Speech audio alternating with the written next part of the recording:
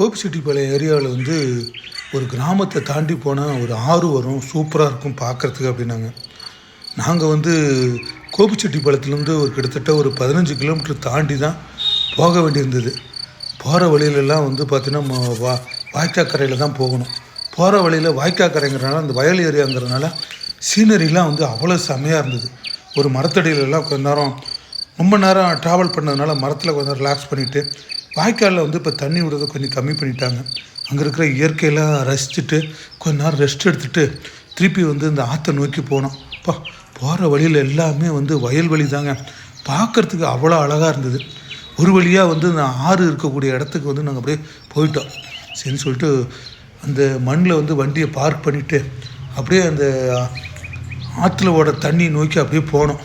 கொஞ்சம் தூரம் புல்தரையாட்டம் இருக்கும், பார்க்குறதுக்கு அவ்வளோ அழகாக இருக்கும், பச்சை பசேர்னு இருக்கும். செடிகளில் வந்து கொஞ்சம் பூந்து தான் வந்து அந்த ஆற்றுக்கு உள்ளே போக வேண்டி வரும்.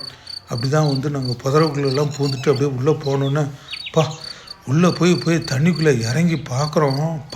என்ன அழகாக இருக்குது தெரியுங்களா? அப்படியே ஒரு கடல் மாதிரி பார்க்குறதுக்கு அவ்வளோ அழகாக இருந்தது.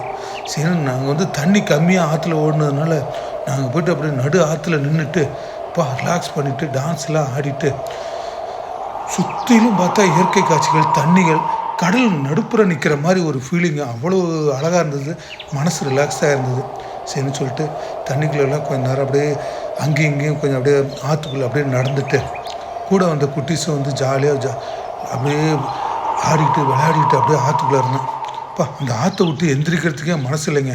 எங்கே பார்த்தாலும் வந்து தண்ணி தண்ணி தண்ணி தண்ணி தான். கண்ணு கட்டின தூரம் வரைக்கும் தண்ணி தான். சரின்னு சொல்லிட்டு அப்புறம் அங்கேருந்து நாங்கள் கரைக்கு போயிட்டு திருப்பி அங்கேருந்து ஒரு 2 வீலர் எடுத்துக்கிட்டு இன்னும் கொஞ்சம் தூரம் போனோம்னா ஒரு அணைக்கட்டு மாதிரி வரும் அப்படின்னாங்க. சரின்னு சொல்லிட்டு அங்கேருந்து 2 வீலர் எடுத்துக்கிட்டு ஒரு அணைக்கட்டு மாதிரி அப்படியே வந்துச்சு.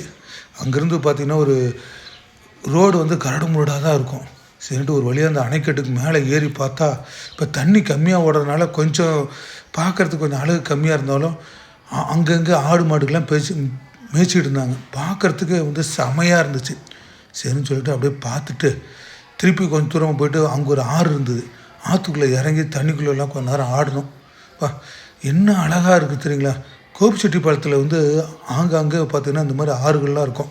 பார்த்துட்டு வீட்டுக்கு கிளம்பிட்டோம்.